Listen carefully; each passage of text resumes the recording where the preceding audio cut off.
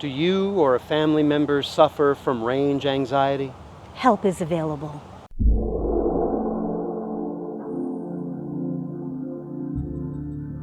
We thought it would be a good idea to address this topic while we're in the middle of a road trip, and we've got the whole video of our road trip shared down in the comments, and you could also subscribe to the channel to see when those come up. But range anxiety is one of the things that people considering purchasing an EV, or people who are brand new to that EV, have at the front of their minds. One of the most common things that people ask us is, what kind of range does that thing get, and how long does it take to charge?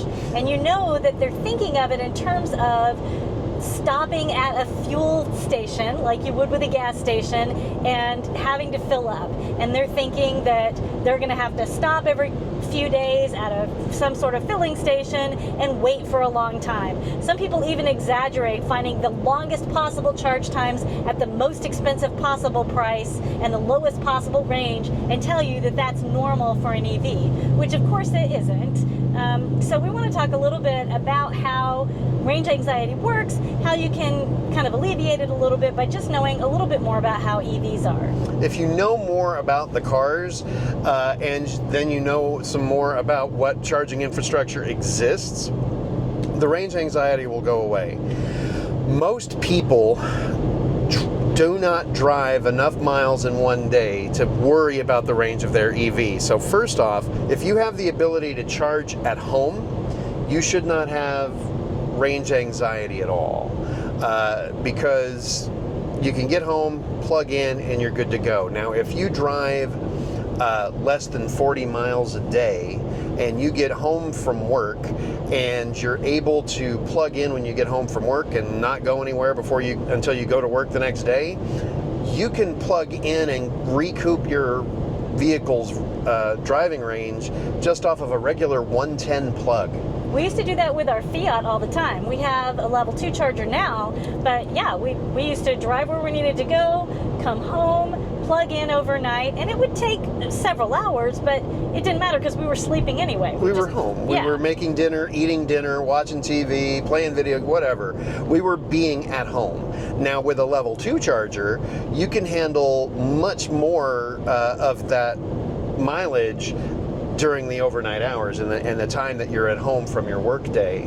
We could probably recoup a couple hundred miles just off of our level 2 charger if you have those at home. Now, not everybody has the ability to charge at home, and so you've got to know where your chargers are. So this is why apps like PlugShare can help you alleviate some of that anxiety, knowing where those stations are. We're not at the point where there's a charger on every corner, like there's a gas station on every corner. They're just not as plentiful yet. Right, so that's a fair point, that you're not going to be able to just drive and there will automatically be a place to refuel anywhere you happen to need it. You do have to plan ahead a little bit. Now, if you have a car like Rachel's Fiat, that car with our commute, the level of commute that we make, it's good for one day of commute, and then it's got to charge, and it's not capable of fast charging, so it's going to take a while to recoup, but it's also not a huge battery. If I'm going to have range anxiety at all, that's the car I'd have it in.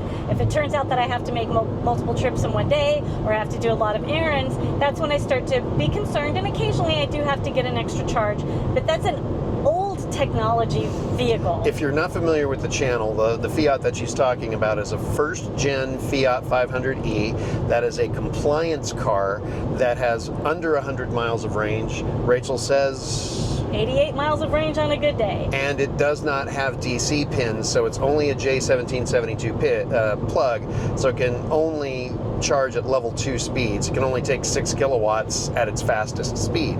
So it takes a couple of hours to charge even on a level 2. That car can justifiably have range anxiety, but we don't use it for its purpose.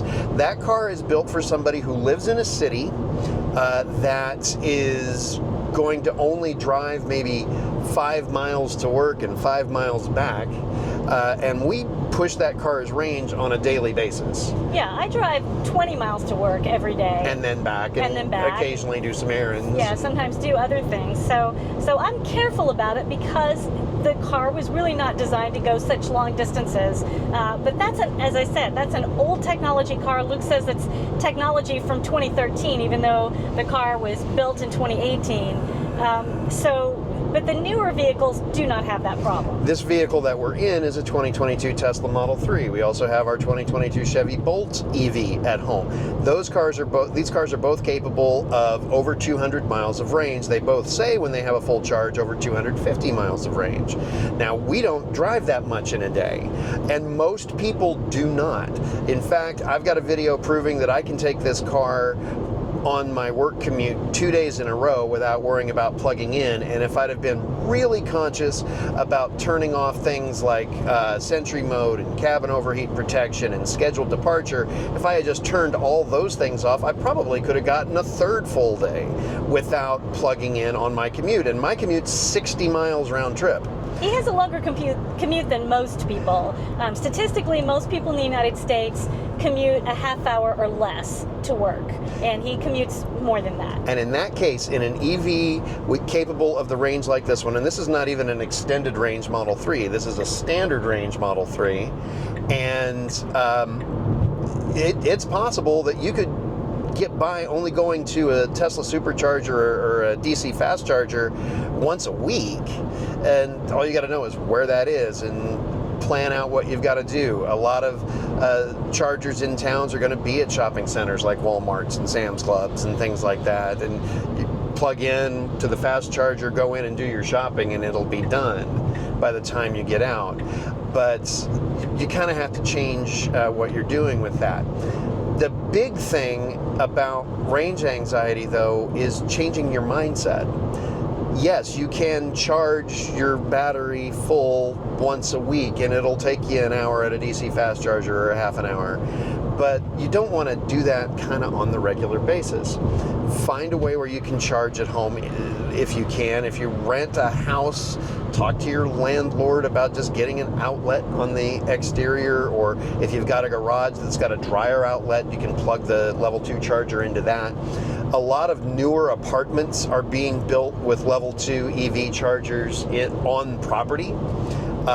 And honestly, if apartment managers were smart, they would install them if they don't already have them, and say, look, if you have an EV, we're going to add $10 to your rent a month, and you are allowed to park there for however long you need to be here.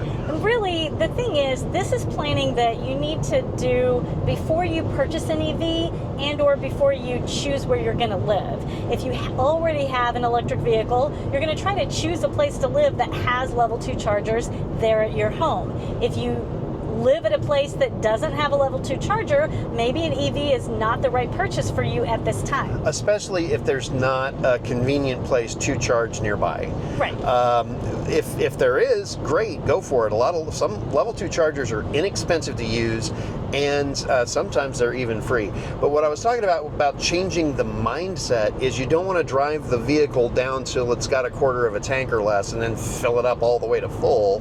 That's going to take forever, even at a fast charger. Or like some people, like I did when I was in college and didn't have a good fuel gauge on my car, driving until you actually run out of gas and then hoping you're within coasting range of a gas station. That would be a terrible thing to do. Don't do that in your electric vehicle, because there probably will not be an easy place to charge, and you can't just send somebody with a gas can down to the nearest gas station and bring you enough fuel to keep going. That doesn't work with an electric vehicle. No, it doesn't. There are some roadside services that can fast charge you, but anyway, what you need to do is just get into the habit. With us, we get home, we plug in, and that's it. Being able to charge at home is a huge luxury that we're lucky enough to be able to use. We charge off of our home solar. And we didn't get our electric vehicles until we had that. It was not nearly as attractive to have an electric vehicle until we had home solar and we had our level 2 charger. But we live 6 miles and 15 minutes of bad country roads from our closest gas station. Right. So it is actually far more convenient for us personally to just get out of the car and plug into our house and have the vehicle charge up when we're at home, rather than try to do math in our heads of, do we have enough gas to get home and back to a gas station? Absolutely. And we love not having to worry about gas prices. the road is doing weird things right now. So he's going to drive for a second. I'm going to do the driving I will tell you thing. that your situation may vary. As they say, your mileage may vary on this. So Quite literally. yes, make sure that you really do your research and look into how your situation meshes with the needs of having an electric vehicle. It is not necessarily for everyone. We say this in almost every video, but we want you to understand we're not advocating that every single person on the planet get an electric vehicle. It may or may not be the right choice for you. And the sad thing is a lot of especially the legacy automakers and legacy auto dealers don't really do a whole lot of education for new EV owners when they take delivery of the car, and we've got a whole video on that. Right. And I'll link that in the comments too. But a lot of folks are going to be asking the question of how many miles do you get in between charges, because they're thinking about what we're doing now. They're thinking about a road trip. And so let's talk about what it's like to charge on a road trip. How do you handle range anxiety on a road trip? you need to have information at your disposal. This car, this Tesla has built-in navigation that I plug in where I'm going and it tells me where I need to stop and charge, and it's been able to find these chargers, these Tesla superchargers on our route. Some of them are just off the road, like they're a gas station on this highway or something like that, or a truck stop or a shopping center or something like that, or a hotel. But some vehicles like our Chevy Bolt, it doesn't have that kind of built-in native navigation. We have to use other third-party sites like a Better Route Planner and PlugShare, and these are free apps that you can get onto your mobile device, and you just take a little bit more planning, but you know where those things are.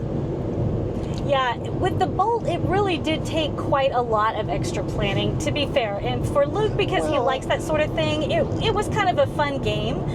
That's why it seemed like it took a lot of extra planning, because I would go into a lot of details. Really, all I would have to do is go into a Better Route Planner, plug in the destination where I'm starting from, and it takes about 20 seconds. So, but it does take a little bit more planning than your regular gas-powered car. So don't think you can just jump in and not think about it. You do have to have a plan. But at least do that. Now, yeah. I have people comment on videos that are talking about how their diesel pickup truck can go 800 miles in between fill-ups, and I don't know how people can drive like that. For those of you that can, hats off to you.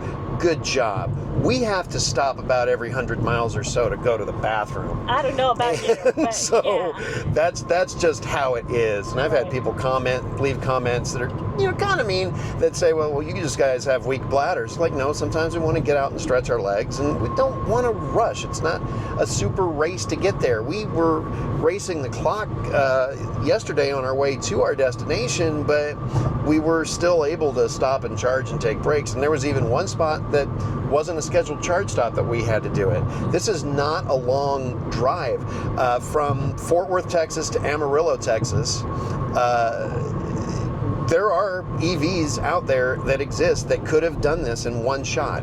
If we had the money to own a Lucid Air, and we don't have the money to own a Lucid Air,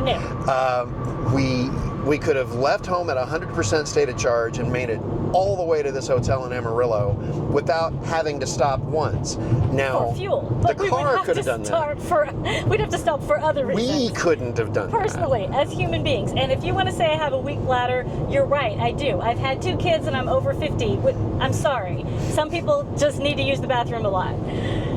But it's just how it is. But anyhow, we have to stop anyway. And a car like this Model 3, we're finding that we don't have a whole lot of waiting around at the charge stop to do. We could sit on here and play games on the screen or watch videos on our screen, but we're not at the charge stops long enough to do that.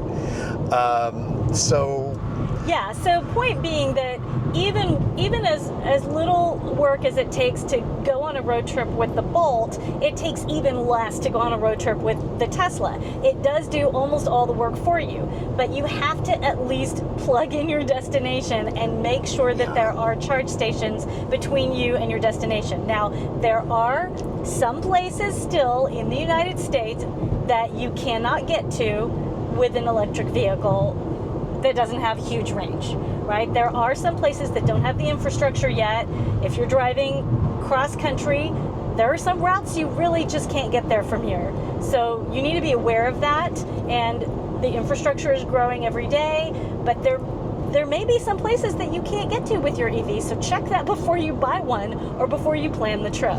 But if you're interested in having a vehicle that is fun to drive, that's a topic for a whole other vehicle about a whole other video. Sorry, topic for a whole other video. I misspeak all the time. It's okay, we like you. That people say these things have no soul, and I just have a lot of fun driving these cars. The responsiveness of the throttle, the handling because of the weight being so low and centered in the car because of the battery placement, they're fun to drive. If you like driving, you will love driving an electric vehicle. They are super fun. If you want that, you want to have the cost savings that being able to charge at home does compared to having to buy gasoline.